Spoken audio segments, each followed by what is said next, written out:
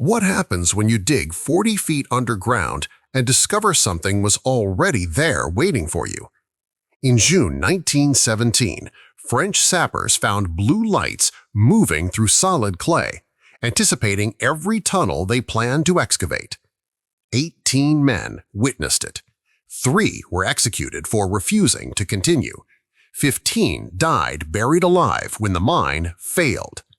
Tonight, you'll discover what they really found beneath Vimy Ridge. Vimy Ridge is a name written in blood in the annals of World War I.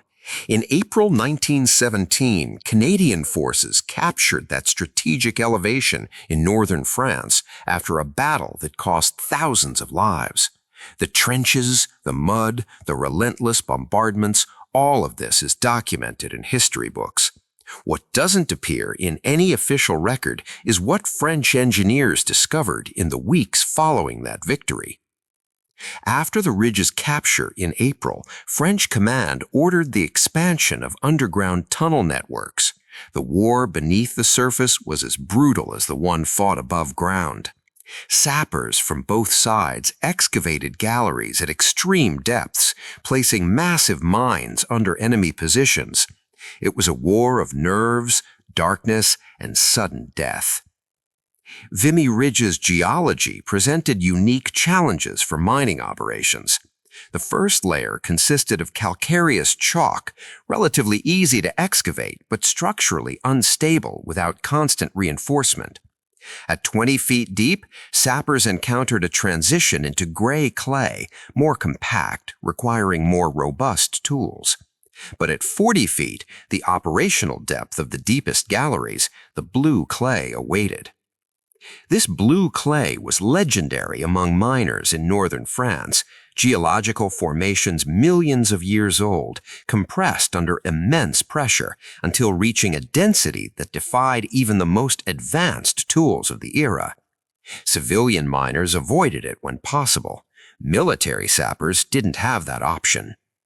To penetrate the blue clay, French teams employed a brutal technique known as clay kicking. A sapper would lie on his back in the narrow tunnel, press his feet against the clay face, and literally kick fragments from the compacted material. Others used hardened steel chisels and 3-kilogram hammers, pounding for hours until their hands went numb and their shoulders burned. The introduction of portable pneumatic drills in 1916 marginally improved the process, but the noise they generated created a tactical problem. The Germans could detect excavation activity through geophones, listening devices that amplified underground vibrations. Every hammer blow, every pneumatic drilling was a signal that could reveal a tunnel's exact location and trigger a German countermine. For this reason, much of the work in the deep blue clay was done manually, in near absolute silence, under conditions that tested the limits of human endurance. The 17th Company of Sapper Miners of the French Engineering Corps received a specific mission in early June 1917. They were to extend Gallery C14 northeast toward German positions near Givenchy and Goël. The working depth was unprecedented, 40 feet below the surface, below the water table, cutting through the calcareous chalk layer to reach the underlying blue clay. This blue clay was particularly difficult to excavate. Dense, compact, it required pneumatic tools and explosives to penetrate it. Veteran sappers knew that every meter gained in that clay represented hours of exhausting work under inhuman conditions. Temperatures near 18 degrees Celsius, extreme humidity, stale air despite manual ventilation systems, and the constant threat of collapses or German countermines. The sappers' work was meticulous and extremely dangerous. Teams of 12 men operated in shifts, 4 working directly at the tunnel face using the clay kicking technique, 6 removing debris in improvised wheelbarrows, and 2 operating the manual bellows that provided breathable air to the depths. The darkness was absolute except for oil lamps and occasionally the primitive portable electric lamps that were beginning to be introduced in 1917. Sergeant Chef André Rousseau led one of these teams. At 28 years old, Rousseau had accumulated experience few could match. He'd worked in the coal mines of Saint-Étienne since age 16, knew the earth like others know their city streets. When he enlisted in 1914, the French army immediately recognized the value of his experience and assigned him to the engineering corps. By June 1917, Rousseau had survived 3 tunnel collapses, 2 German countermine explosions that killed companions meters away, and constant exposure to toxic gases that left many sappers with permanent lung damage. His comrades described him as methodical, cautious, impossible to rattle. In 3 years excavating tunnels beneath German trenches, he'd never reported anything out of the ordinary. That was about to change. But what Rousseau and his team were about to discover in the depths of the blue clay would challenge everything they knew about geology, physics, and war. The early morning of June 3, 1917, began like any other day in the depths beneath Vimy Ridge. At 4:15 a.m., Rousseau's team had already been advancing Gallery C14 for several hours. Clay dust floated in the air despite ventilation, creating a gray fog that reduced visibility to barely a few meters. The temperature, though cool on the surface, remained constant at 18 degrees Celsius in the depths. Rousseau was supervising the placement of wooden beams to reinforce the newly excavated section when Sapeur Dubois, working on the left side of the tunnel face, dropped his tool. His voice cut through the constant noise of excavation with a note of alarm that immediately put everyone on alert. A light, blue-white, moving inside the clay in front of them. Caporal Laurent Mercier, a 24-year-old from Marseille with 2 years of military mining experience, confirmed the observation. It wasn't a reflection from their lamps. It wasn't an optical illusion caused by dust. It was something moving inside the solid clay, as if the dense material were transparent water. For the next 8 minutes, 12 men observed a phenomenon that violated every principle of physics and geology they knew. The object was spherical, perfectly round, with an approximate diameter of 30 centimeters. The luminosity was constant, without flickering or variations, a blue-white color that occasionally shifted toward violet tones. But the truly impossible thing wasn't the light itself, it was how it moved. The blue clay at that depth was so compact it required explosives to fragment it. Sappers attacked it with pneumatic picks, chisels, and a kicking technique developed specifically for this type of material. Every centimeter gained represented extreme physical effort, and yet this luminous sphere traversed it as if there were no resistance whatsoever. Rousseau observed with the precision of an experienced engineer that the light followed a deliberate trajectory. It moved laterally across the tunnel face, then descended below the current work level, then ascended again. The pattern wasn't random. It seemed to be exploring, or perhaps following a predetermined route. The most disturbing part came when Rousseau mentally compared the light's trajectory with the extension plans for Gallery C14, plans that only existed in sealed documents at company headquarters, plans he'd never seen in detail. The light was following exactly the route the engineers had planned to excavate over the next 3 days. It was anticipating their work. Beyond the impossible movement through solid matter, the sphere emitted a barely perceptible sound. Rousseau described it in his report as similar to the hum of electrical transformers he'd heard in industrial facilities in Saint-Étienne, a continuous sound, low frequency, that seemed to resonate in the bones more than in the ears. The clay showed no displacement. There was no tunnel, no passage, no cavity through which the object could move. It simply moved through the solid material, like a fish swimming in clear water. After 8 minutes of observation, during which none of the 12 men dared to move or make noise, the light changed its behavior. According to Caporal Mercier's testimony, the sphere suddenly accelerated, crossed the 4 visible meters of the tunnel face in less than 2 seconds, and disappeared in a northeast direction. Exactly toward the German lines, exactly following the planned route for the tunnel extension. Rousseau immediately ordered excavation stopped. He ascended to the surface, a 40-foot climb up improvised ladders that normally took several minutes, and reported directly to Capitaine Maurice Deschamps, the sapper unit commander. Deschamps, a civilian mine engineer before the war, listened to the report with growing concern. Deschamps personally descended into Gallery C14 to inspect the tunnel face where the phenomenon had been observed. He examined the clay with powerful flashlights, looking for any evidence of passage, any discoloration, any geological anomaly that could explain what was reported. He found nothing. The clay was completely intact, exactly as it should be. There were no traces of residual luminescence, no heat marks, nothing to suggest anything unusual had occurred there. Deschamps was a practical man, trained in France's most rigorous engineering schools. He didn't believe in supernatural phenomena, but he also couldn't ignore the testimony of 12 experienced men who knew the difference between light reflections, optical illusions caused by underground gases, and something genuinely anomalous.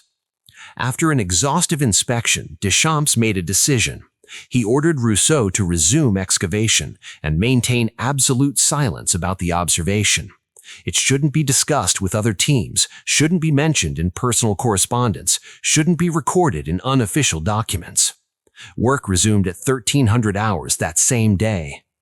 At 1847 hours, Sapeur Jules Moreau's team in Gallery B9, located approximately 200 meters south of C14, reported an identical phenomenon. Blue-white light, spherical, 30 centimeters in diameter, moving through solid clay, following the planned excavation route. This time, there were 7 witnesses.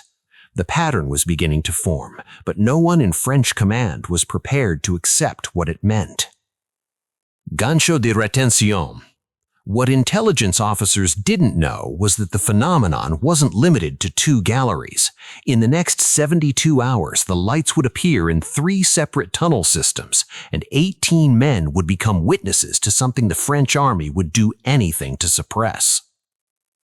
Hit subscribe if you want to discover how a phenomenon witnessed by 18 soldiers in separate tunnels was classified and suppressed, because what's coming reveals the darkest intelligence operation in trench warfare.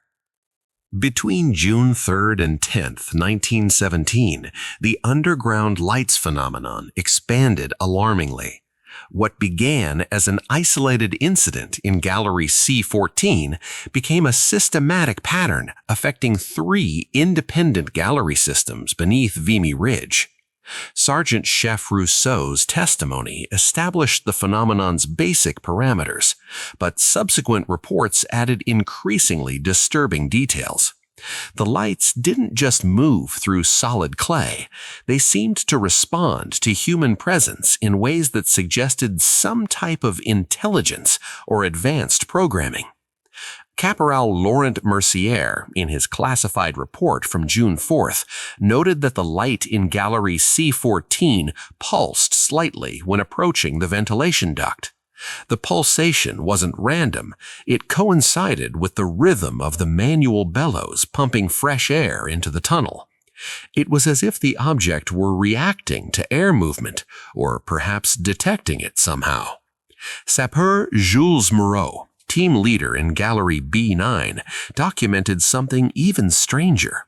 When his team used the new portable electric lamps to better illuminate the tunnel face, the blue-white light inside the clay immediately changed to a more intense violet tone. The change was instantaneous, as if the object were responding to the alteration in the environment's light spectrum. Moreau wrote in his personal diary, discovered decades later, that the phenomenon seemed aware of our presence, as if it were studying us as much as we were trying to study it. June 5th brought an observation that would deepen the mystery even further. Sapeur Etienne Beaufort, a 29-year-old Parisian assigned to Gallery C14, was operating one of the new listening geophones the French army had begun installing to detect German mining activity. These devices amplified underground vibrations, allowing sappers to hear enemy excavations through tens of meters of earth. At 14:20 hours, Beaufort detected something that didn't correspond to any known pattern. Rhythmic vibrations, extremely regular, emanating from a direction that didn't match known German positions. The vibrations weren't the irregular sound of picks against clay, nor the distinctive pattern of pneumatic drills. They were perfectly spaced pulses, like a mechanical heartbeat. Beaufort traced the source of the vibrations and discovered something that left him paralyzed. The vibrations came from exactly the location where the lights had been observed 48 hours earlier, but there was no active excavation at that point. There were no tools operating. The nearest sappers were 15 meters away. He called Rousseau, who confirmed the geophone readings. The vibrations continued for exactly 3 minutes and 17 seconds, then ceased abruptly.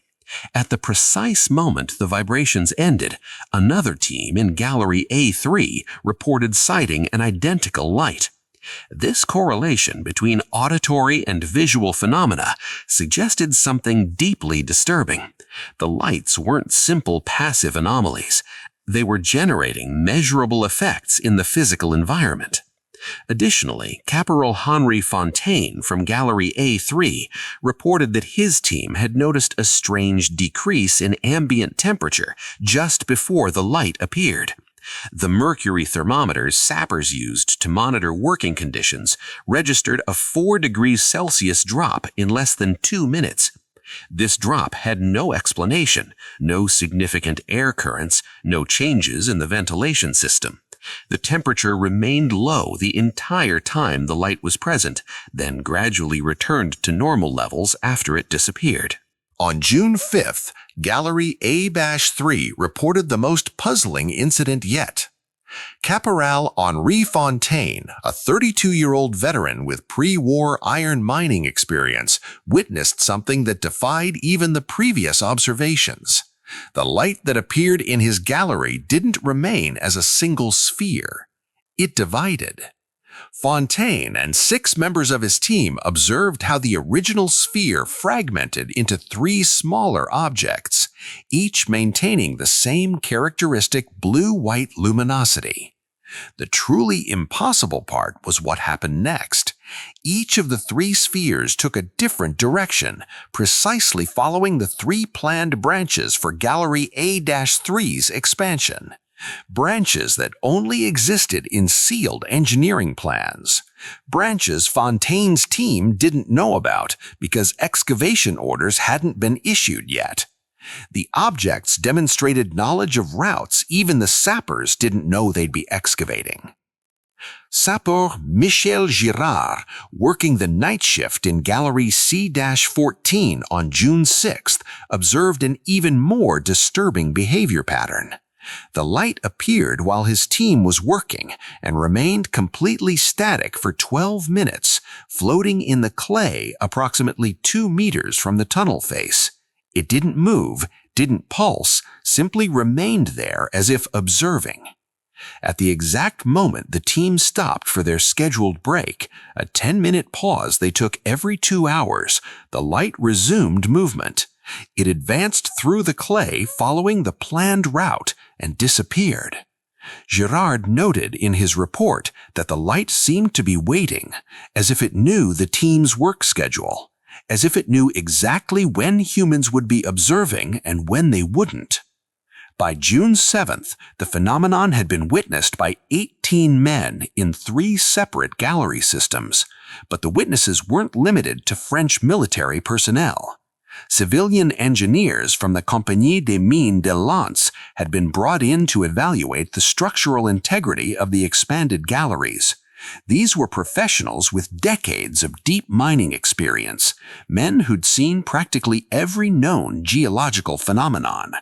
On June 7th, 3 of these engineers witnessed the lights in Gallery B-9. Their report, sent immediately to French Army headquarters, was unequivocal. What was observed didn't correspond to any known geological, mineralogical, or technological explanation. They weren't phosphorescent gases, they weren't light reflections, they weren't hallucinations caused by oxygen deprivation.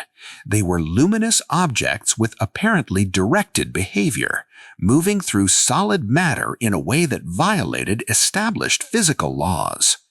Even the Germans knew something. During routine interrogations of prisoners captured in minor raids, rumors began emerging. German soldiers mentioned stories among their sapper units about lights in the tunnels. They had no specific details, but the stories existed.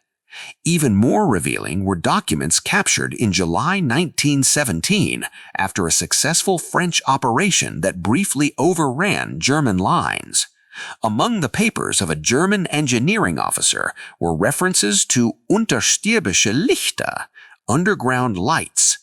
The German records, written completely independently of French reports, described identical phenomena: blue spheres, movement through solid clay, behavior suggesting intelligence. Even the Germans knew something.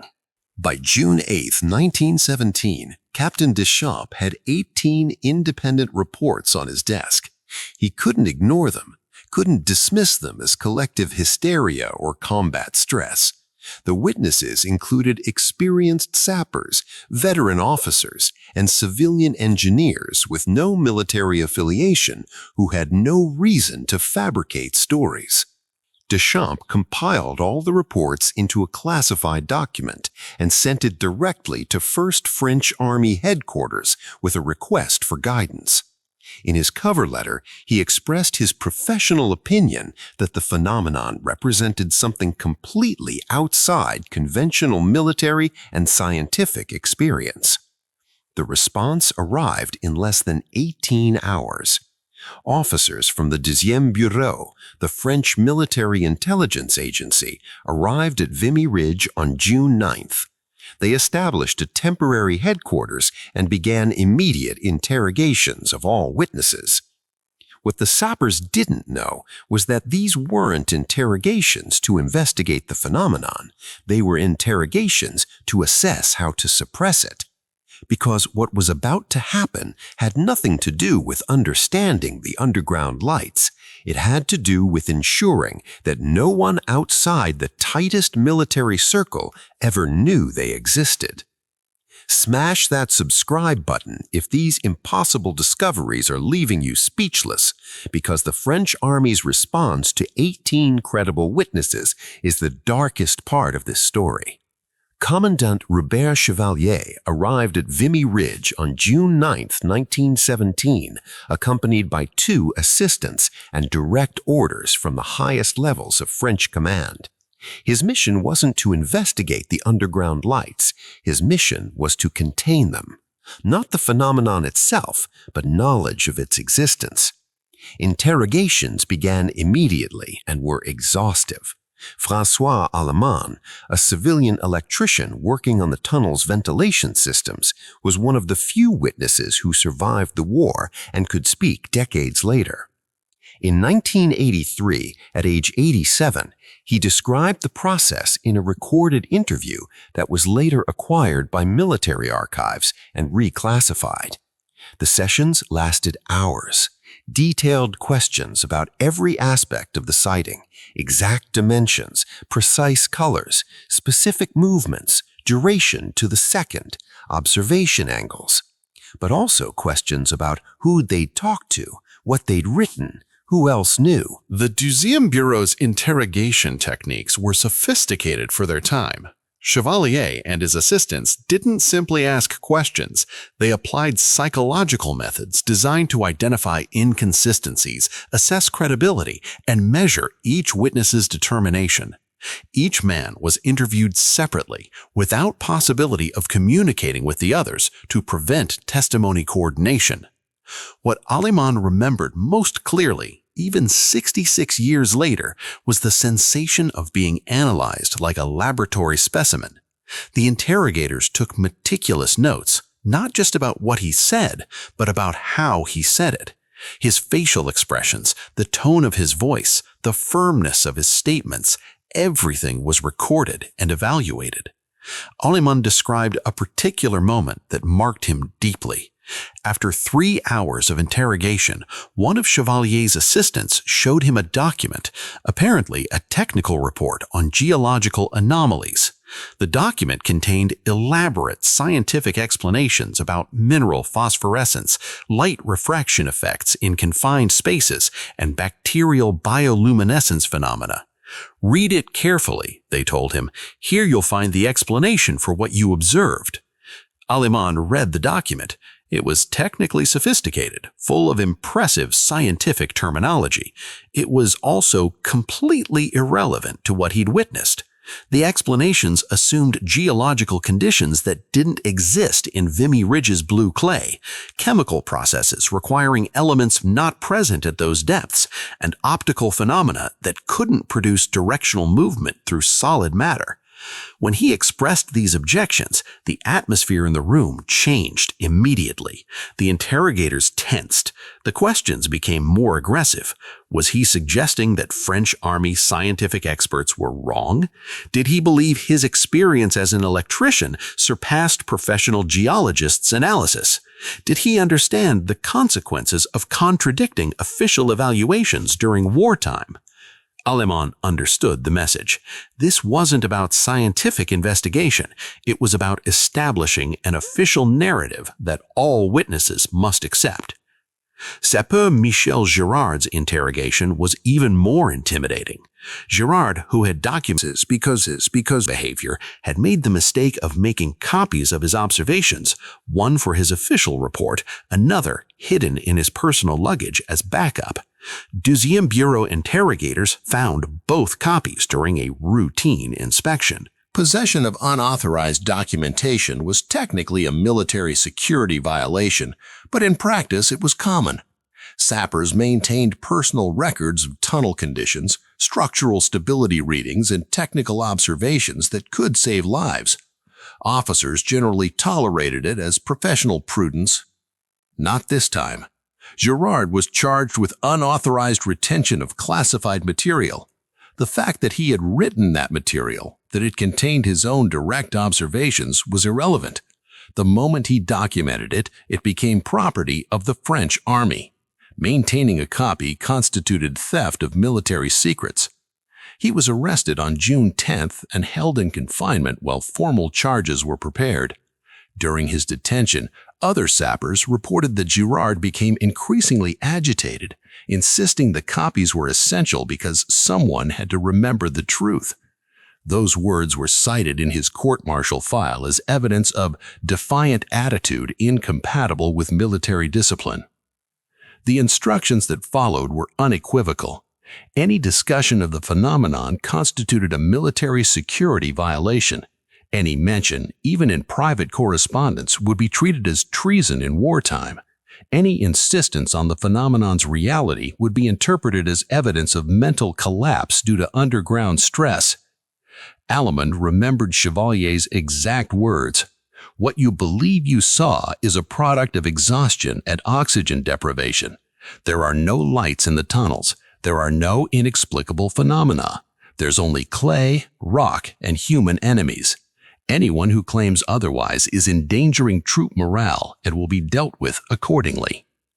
All written documents were confiscated. Personal diaries, unsent letters, notebooks, sketches, measurements, anything mentioning the lights was requisitioned. Sergeant Chef Rousseau protested when they took his engineering log, a document containing 3 years of meticulous work on tunnel conditions. Capitaine Duchamp, following direct orders from the 10e Bureau, overrode the protest. Rousseau filed a formal complaint through the Engineering Corps' chain of command. The complaint appears in regimental records dated June 10, 1917. The response to that complaint doesn't exist in any archive. The witnesses weren't immediately separated, but their assignments changed with suspicious speed. Rousseau was reassigned to surface work on June 11th. Mercier was transferred to a different company working near Lens on June 12th. Moreau found himself assigned to a railway engineering unit on June 13th. The official explanation was operational reorganization. The real effect was dispersing witnesses across kilometers of front, ensuring they couldn't compare observations or coordinate any kind of collective testimony. But 3 men refused to accept the silence. Sapeur Pierre Laval was 22 years old, from Toulouse, and had witnessed the lights in Gallery A3 on June 6th. What he saw affected him profoundly. In letters to his brother, a priest in Toulouse, he described the lights as possessing intention, intelligence, consciousness. These letters were discovered in ecclesiastical archives in 1998 during cathedral renovations. French military authorities confiscated them within 6 months of their discovery. In those letters, Laval wrote that the objects seemed to be mapping, exploring, preparing something. He used words like anticipation and deliberate planning. He expressed his conviction that the lights weren't German, weren't natural, and that continuing excavation would provoke whatever created them. On June 9th, Laval was ordered to return to the tunnels to continue excavation in A3. He refused. He declared to his commanding officer that the lights weren't a phenomenon to be ignored, that they represented something humanity didn't yet understand, and that continuing to dig was provoking forces we shouldn't awaken. He was arrested immediately for disobedience of orders. During his detention, fellow soldiers reported that Laval became increasingly agitated. He insisted the lights had changed behavior after June 7th, becoming more active, more numerous, as if responding to increased human presence. More disturbing still, he claimed he could hear them, a constant hum that persisted even when he was on the surface, far from the tunnels. This claim was immediately catalogued as auditory hallucination, evidence of psychological collapse. On June 12th, 3 days before his execution, Laval wrote a final letter to his brother. The letter is an extraordinary document, preserved in classified archives and briefly leaked to the public before being sealed again. In it, Laval wrote, "We've disturbed something that was already there, measuring, waiting. They wanted us to find specific routes. When we refused to continue, they knew. I hear them now, even on the surface. If something happens to me, it won't be coincidence. They're eliminating witnesses because we understood too much." On June 14, 1917, Sapeur Pierre Laval was executed by firing squad. The official charge, refusal to obey orders in the face of operational necessity, conduct prejudicial to military discipline. His body was buried in a mass grave for executed soldiers near Arras. That grave was destroyed during German spring offensives in 1918. No identifiable remains exist. No investigation was conducted into his claims of unusual phenomena. Letters to his family were confiscated by French intelligence in 1919, 4 years after his death. They remained classified until 1998, then were reclassified within 6 months. Sapeur Georges Blanc, 25 years old, from Bordeaux, worked in Gallery B9 with Moreau's team. His field diary contained detailed sketches of the light's movement patterns, including calculated trajectories that matched perfectly with tunnel routes not yet excavated. Blanc made the mistake of showing these sketches to a civilian geologist visiting the mining operations. The geologist, Dr. Paul Mercier, no relation to Caporal Laurent Mercier, believed it was his patriotic duty to report the conversation to military authorities. Blanc was arrested on June 10th for unauthorized disclosure of military information. During his interrogation, he insisted the lights were conducting reconnaissance, that they appeared in galleries scheduled for expansion before sappers received official orders. He claimed the objects were 3 to 4 hours ahead of human knowledge. On June 13th, he was formally charged with cowardice in the face of the enemy for refusing to enter Gallery B9. His defense statement, preserved in court-martial records, argued that the lights demonstrated intelligence and that continuing excavation represented, quote, provocation of unknown forces that may respond in ways we cannot predict. The court-martial deliberated for 11 minutes. He was executed by firing squad on June 14, 1917, the same day as Laval. His sketches were never returned to his family. They appear in the Classified Archives inventory, but cannot be located in any repository. They're officially listed as misplaced during archive reorganization in 1954. Sapeur Antoine Mercier, 31 years old, from Nancy, no relation to Caporal Laurent Mercier, had 15 years of civilian mining experience. His role as an itinerant structural inspector meant he witnessed the phenomenon in all 3 gallery systems between June 3rd and 8th. His observations were the most detailed and most damning for any conventional explanation. Mercier documented that the lights appeared in galleries within 24 hours of receiving expansion orders, but before any excavation began. He noted they followed routes engineering personnel hadn't yet finalized in plans, suggesting access to planning information through unknown means. On June 11th, he was ordered to return to Gallery C14. He refused, declaring the lights are not of this world and that the tunnels should be sealed and abandoned. He was court-martialed for cowardice and refusal of lawful orders. During the trial, he testified that he believed the lights were older than the war, older than human presence in the region, and that mining operations had disturbed something that existed long before 1914. The tribunal rejected his testimony as evidence of mental collapse. He was executed on June 15, 1917.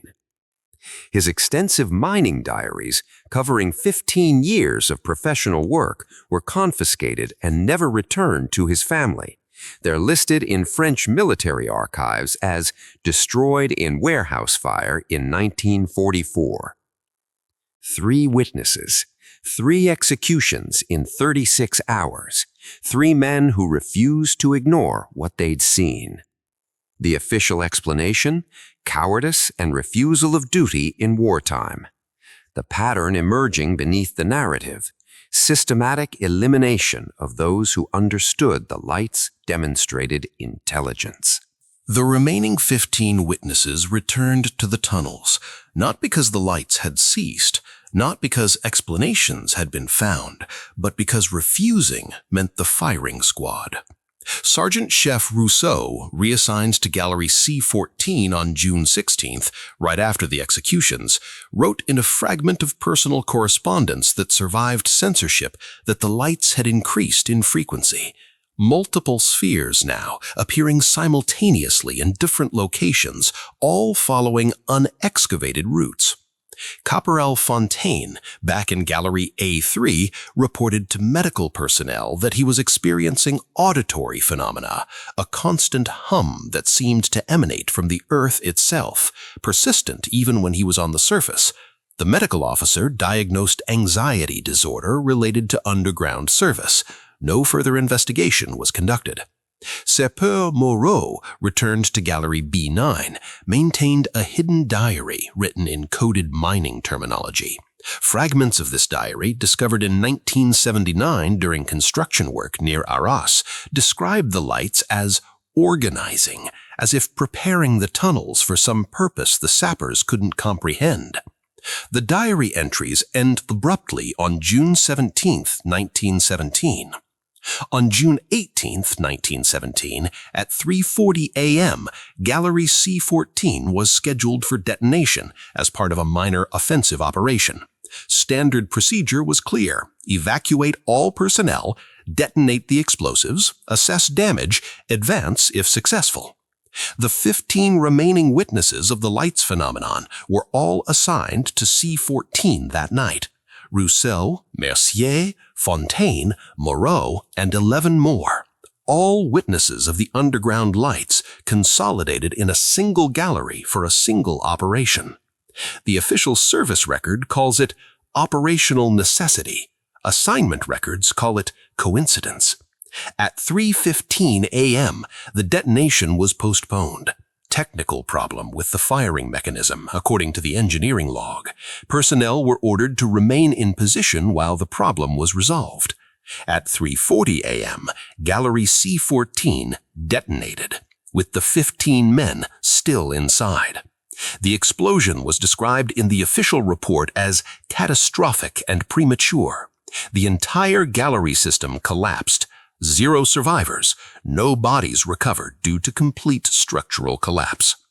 The official investigation concluded equipment failure. No one was held accountable. No detailed technical analysis was conducted. The investigation report consists of 3 pages.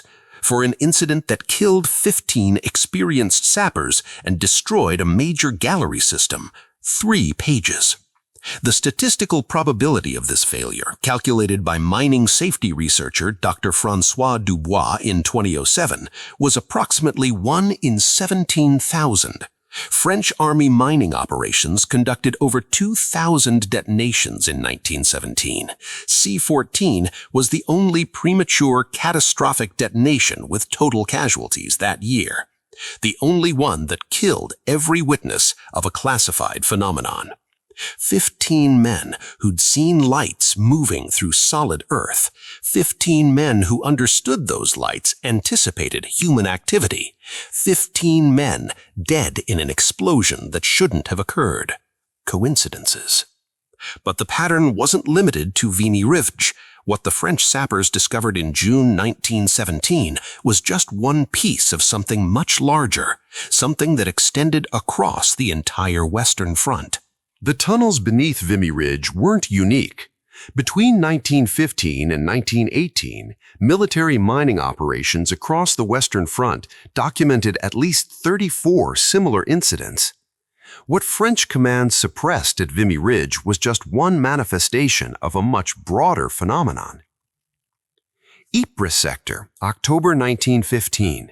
British tunneling companies reported luminous spheres in galleries beneath Hill 60, a strategic position that changed hands multiple times during the war. Sapper William Harrison's testimony, preserved in letters to his wife discovered in 2003, describes lights that seemed to know exactly where we were going to dig next. Harrison noted something particularly disturbing. The lights appeared most frequently in tunnels approaching critical German positions, as if monitoring both sides' efforts. In a letter dated October 12, 1915, he wrote, "It's as if something underground is watching the war from below, seeing both sides without favoring either." Harrison died on October 18, 1915, when his tunnel collapsed during what was officially catalogued as premature detonation of explosives. 5 members of his team died with him. The only survivor, who was on the surface at the moment of the explosion, reported seeing a flash of blue light moments before the collapse. No investigation was conducted into this observation. The Hill 60 zone was the scene of intense mining throughout the war. British records show 17 tunnel collapses in that sector between 1915 and 1917. 14 of these collapses occurred in galleries where anomalous light sightings had previously been reported. The correlation was never officially investigated. Arras Sector, March 1916. British sappers reported blue lights in galleries at 50 feet depth, lights that appeared to follow planned but unexcavated routes. 9 witnesses, All died in a tunnel collapse attributed to German countermining, though no German activity was detected in that sector during that period. British reports use language almost identical to the French: luminous spheres, movement through solid clay, anticipation of human excavation.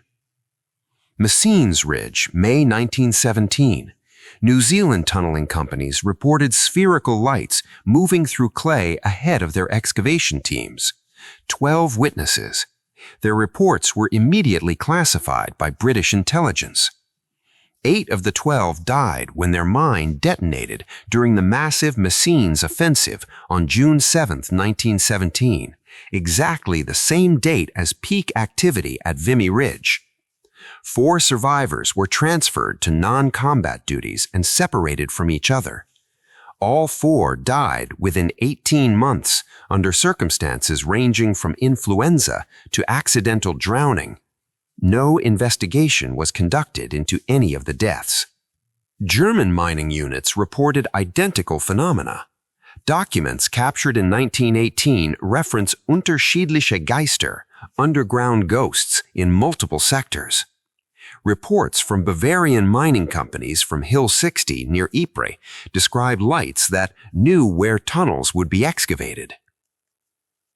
The geographical dispersion was enormous.